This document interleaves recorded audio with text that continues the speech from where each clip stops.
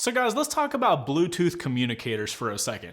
I'm a big fan of Bluetooth communicators, and you guys have heard me talk about them multiple times on this channel, whether it be to talk with my friends while I'm out riding on my supermoto, or if I'm just cruising around and wanting to listen to music.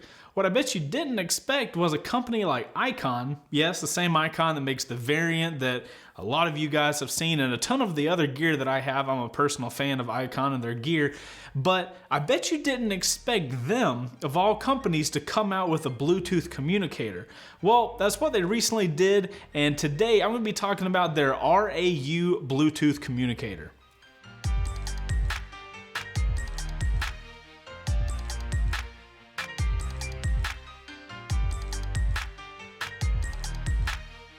Now, before you jump to conclusions like I actually did, when I saw this thing released, I was like, what the hell is Icon doing making a Bluetooth communicator? Like, you guys make helmets and riding gear. This came out of left field. But once you dig into it a little bit, this is actually a partnership between Sena, the Bluetooth communicator company, and Icon making one product, which I think is really cool. I personally like both companies, so it works out real well for me. Up until recently, actually, Sena was the only Bluetooth communicator I've used on all of the helmets that I have, and I've had really good luck with them. So when I saw that Sena and Icon, two companies that I independently like a lot, were making a product, I actually got pretty excited about it, and I admittedly had pretty high hopes because Sena got that bar pretty high. But before I get into telling you guys what I like and don't like about the RAU, I wanted to run over some tech specs to let you guys know what it can and can't do. So to start things off, the RAU is sporting Bluetooth version 4.1. It does Bluetooth intercom up to 1.2 kilometers and allows up to 4 people to talk in one intercom at a time. Which, if you have actually experienced talking to more than 4 riders at a time while riding, you realize 4 is absolutely plenty. It does voice prompts, but as a lot of you guys have probably seen, I personally turn those off because if I hear the words, "Say a command one more time," I'm gonna say a very rude command. Another cool thing the RAU can do is actually run and be charged at the same time in case you're on a road trip or something like that and need more than the 13 hours of battery life that the unit has. As you would expect with most Bluetooth units, it is water resistant in case you find yourself in inclement weather conditions while you're riding. And of course, with it being a Bluetooth device, you can connect it to your phone in case you want to take phone calls or listen to music.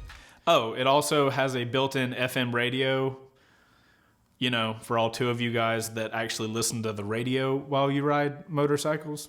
And all of that for the low price of $195 US, as of checking RevZilla when I was making this video, which is honestly a solid price for all the features that this little Bluetooth communicator has in it. So it seems like the RAU is built on Sena's SF lineup, which is just a slim group of models that Sena has. We could talk about all those in another video, but it's basically a lot of models that are slimmed down to only give you the options you need, unlike the 30K that's more expensive that just gives you every single thing that they actually have. So when I first unboxed the RAU and it got here, I noticed something that I wasn't too thrilled about, and that's that the RAU attaches directly to the helmet and cannot be removed. So if you guys aren't familiar, the units like the Sena 30K and the 20S have an actual unit, like the actual Bluetooth device, clicks on and off of the helmet, and you install onto the helmet this like little base station.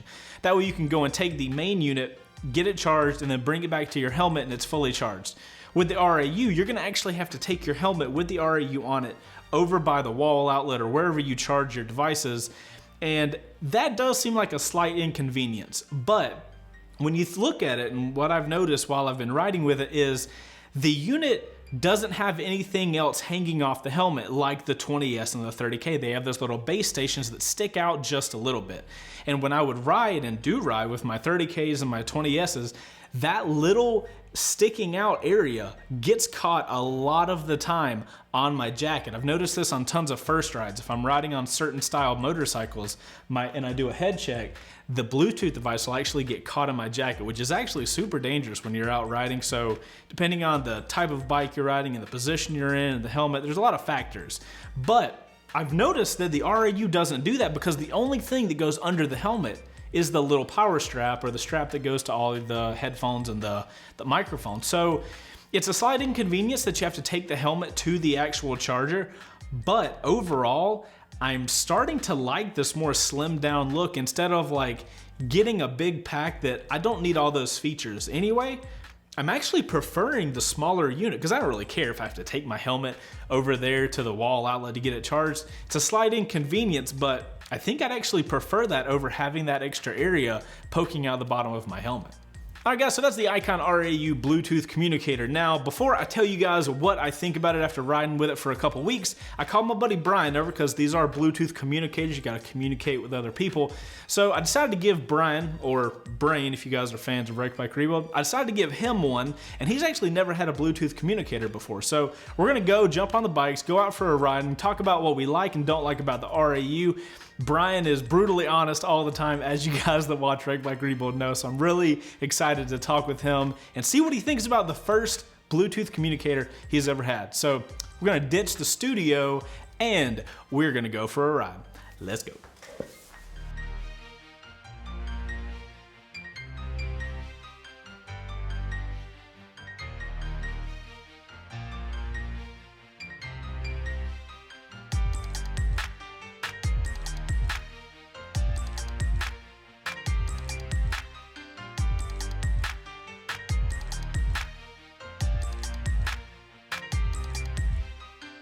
So the RAU is your first Bluetooth unit ever. Correct. So you got to you'll have an interesting perspective as opposed to me. So guys, how long have you had the RAU? I gave you like 2 weeks ago, 3 weeks ago, something Yeah, like I think that? I've had it in my helmet for about a week or so right now. Okay, so we've both kind of ridden about the same amount with the RAU. Okay, so guys, that's how long we've been riding with the RAUs, and we are going to ride around and talk about them. Now, I will say this is the first time I've used it to talk with somebody, and we've just ridden around and ridden to here, and they've worked really fine, no disconnecting issues or anything. All right, so let's start off the video with, I guess, audio quality. So Brian, have you been listening to music in there, or what kind of? You basically got navigation, phone calls, and music, and then intercom. So what have you done with your RAU while you've had it? I spent most of my time with it listening to music. Right. I have used the navigation a couple of times.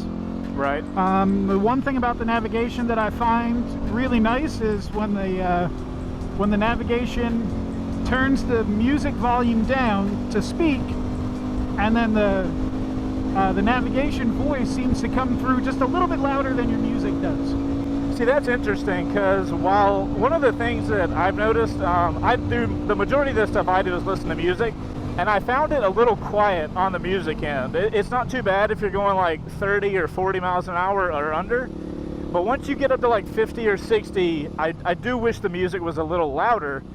But then I was testing the calling feature, and I called Heather the other day, and her talking volume was significantly louder than the music volume out of the same unit.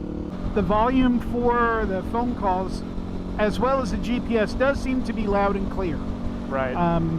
Now, I don't know if it's a speaker volume issue or if it's my personal helmet that make things a little bit difficult for the volume music-wise.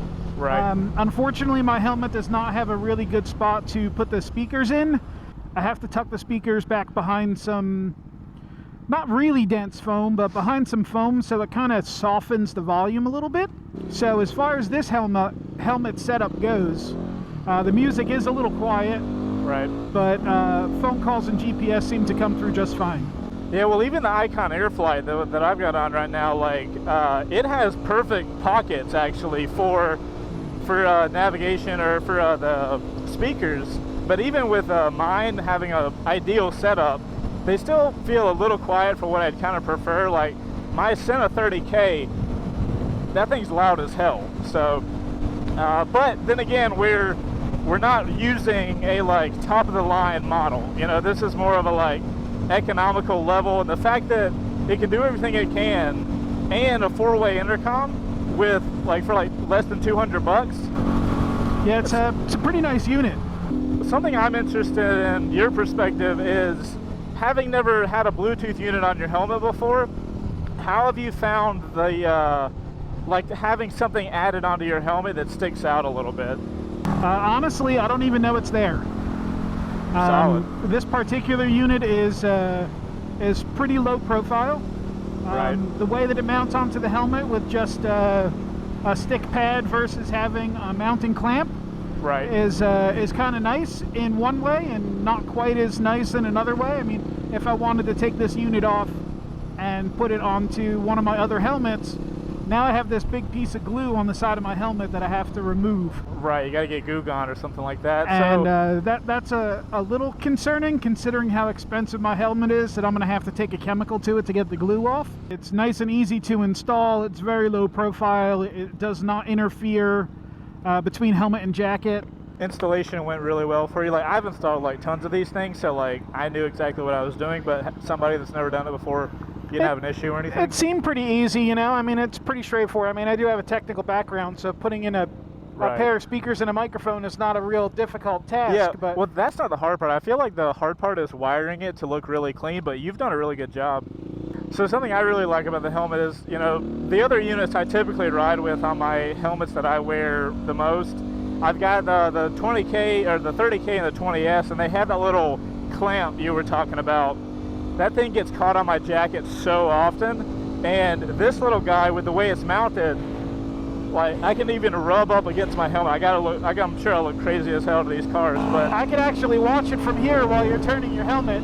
Right. And I can see that there's, you know, the way that it mounts, where it's on the side of your helmet and not on the bottom edge of the helmet, not on the lip. Right. There's no way for it to get fetched up on anything. So. Exactly. What I love about that, though, is, you know, kind of like you were talking about, it makes you feel like nothing is there. I would rather have this unit and maybe not have like the mesh features and stuff like that, because this unit does everything I need it to. Well, I mean, for me, not ever having a Bluetooth unit before, this honestly has more than I would ever need in a Bluetooth unit. It's capable of radio stations, voice commands, right? You know, intercom. So one thing I noticed I like a lot. So all the other Sena units, Brian, you probably don't know this, but they have a button and then they have a dial, and then you can press the dial in. So this unit only has the 3 buttons, and as far as using it on the road, they're very tactile. They click. You can feel and hear the click. And they have a really nice waterproof cover over each button, so I feel really confident that the unit is waterproof. Exactly. You're not worried about like getting in any type of bad weather condition. They are weather resistant, I think is the technical term they use, but with it being a full unit, there's no like extra stuff poking out. It doesn't have to come off. I'm with you. I do feel a little better that like it can handle worse weather than another unit or something like that. So a lot of Sena units that I have, battery life is absolutely insane. So I haven't charged this unit in the few days and like the week that I've been riding in it. How's the battery life been for you? You know, I probably got somewhere between 7 and 8 hours of use before the low battery chime came on. The like official battery life is 13 hours. I haven't had any battery issues. It's been pretty solid, but I kind of came into it expecting that. But then again, this unit is so tiny, you know, you do worry, like, how do you fit all that into such a small little area? That's very true. I mean, it is powering 2 speakers, a microphone, Bluetooth, connectivity to radio, to... Right. You know, there's all kinds of stuff going on that's going to gobble your battery life up. Yeah, so 13 hours out of such a small unit is freaking... Seems pretty impressive, yeah. So, I feel like that covers all the bases for the Icon RAU as far as a Bluetooth device goes on your helmet. Brian, you got any last-minute additions for the review? You know, as coming from somebody that's never had one of these units before, the ease of use is pretty nice. There wasn't a whole lot of... you know, trying to figure stuff out. There are some pressing of buttons that seems to be a little odd. There's, you know, a combination of buttons to do a multitude of different things within the unit. But I think after a handful of uses, I have most of the controls memorized. And even if you can't memorize it, it comes with a really nice quick start guide. And I think it's a nice, easy, user-friendly, especially when you're riding, you only have a couple fingers to control the unit. Yeah, exactly. And it's just really nice ease of use. I'm actually pretty impressed with it. Yeah, I think this thing's gonna have to be one of my like top recommendations for an entry-level Bluetooth unit, period, but especially a entry-level one. Just because it doesn't snag, it's small, easy to use, and all that kind of stuff. It's definitely going to be up there as far as the units I would recommend to somebody that's never had a person like you. You've never had a Bluetooth unit before. So if you guys are looking into, your first Bluetooth unit or something like that, this thing would be a solid choice. Guys, I think that's where we're going to end the Icon RAU Bluetooth communicator review. Brian, I appreciate you being a part of the review video. This was fun to get to talk with somebody during a review. And I appreciate your opinion being a newbie to the Bluetooth space. Oh, it's kind of odd for me to be a newbie at anything in the motorcycle world. So I'm just trying to bring that to you, man. I'm trying to give you that. New experiences. Right. I'm here to give Brian new experiences. But anyways, guys, if you enjoyed the video, make sure to hit that like button. It is always super helpful. And I am Chaseontwowheels. Oh, there's a cop. That was one wheel. Only for a short period of time. But anyways, guys, if you enjoyed this video, make sure to hit that like button. Subscribe to the channel if you like motorcycle content. And if you enjoyed Brian, make sure to check out Wreck Bike Rebuild. Typically we're in the garage building motorcycles and just giving them all away. So this is a little bit different. Brian's in his comfort zone on Wreck Bike Rebuild. But we'll catch you guys on the next one. Later. This is where typically I would do a wheelie, but we just saw a cop and, I ain't trying to get another ticket, Brian. Jumping back in the studio, outro crew. What do you guys think about Brian reviewing stuff? Huh?